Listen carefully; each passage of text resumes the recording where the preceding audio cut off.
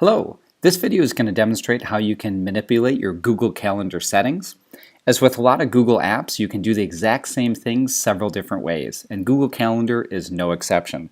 You can access the exact same settings several different ways.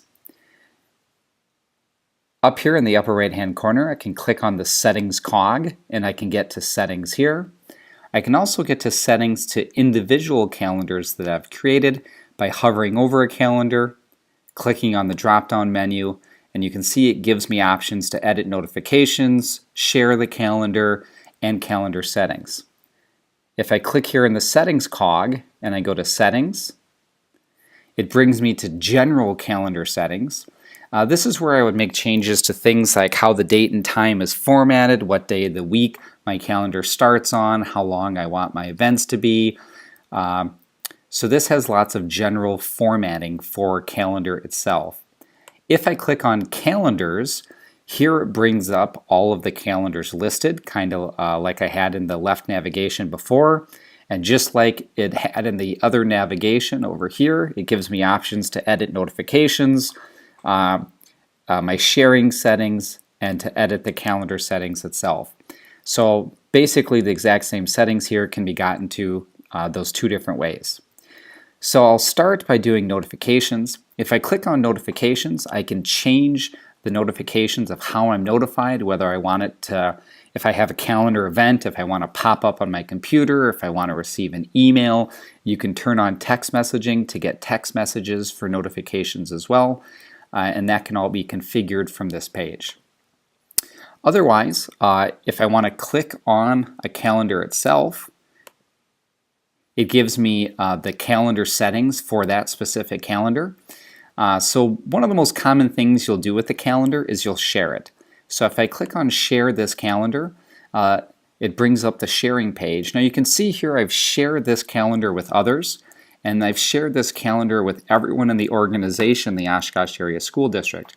What that does is if you're in Google Calendar, you could type in a coworker's calendar, and then you can add their calendar to see their availability. So if you're trying to schedule a meeting, you could do it by seeing their calendar and then doing a calendar invite. So that's kind of a useful feature to have added.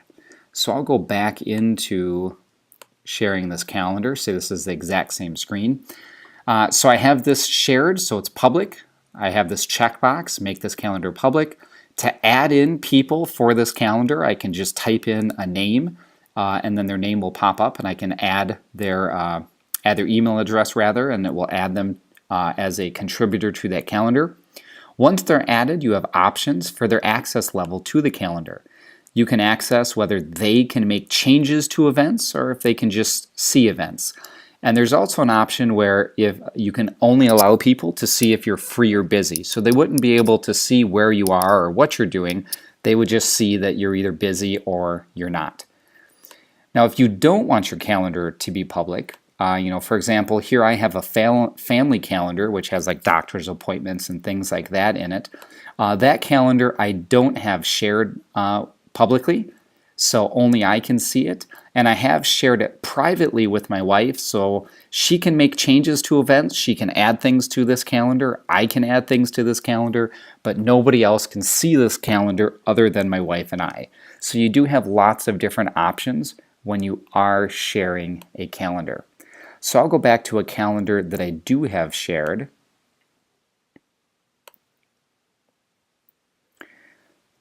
So this is the shared calendar. If at any point I want to have someone not have access to the calendar, I can just click this little remove trash can, and then that will remove their ability to see the calendar. If I go back to calendar details, this gives me some more options as well. Down here it has the calendar address, and that can be useful if I want to share my calendar with people that don't have a Gmail account. I can get this HTML access here, and if I send this link to someone else, then they can click on that link and they would be able to see my calendar just in a web browser without having to have a Google Calendar account or without having to be an Oshkosh Area School District member. So that can be a very useful feature. You do need to have your calendar public in order for that feature to work correctly. There is a private address as well. The private address is actually something you should not share. That's for use with different calendar programs. For example, if you had Apple Calendar or Microsoft Outlook, you could get a private URL which would allow that program to sync with your calendar, but that's not meant to be shared with anyone else. You do have some features here as well where you can export your events in a file. You could send that file to someone else and they'll be able to upload all of your events as a one-time thing. And if you have multiple calendars you've created, you can delete a calendar here as well. So Google Calendar does have a lot of different features for calendar sharing. It has a lot of different features for notifications and for creating different calendars. And again, you can get to those individually by clicking on the little drop-down box, or you can click on the settings cog and then settings here. If you have any questions about Google Calendar or the calendar features, don't hesitate to contact us. Thanks, and have a great day.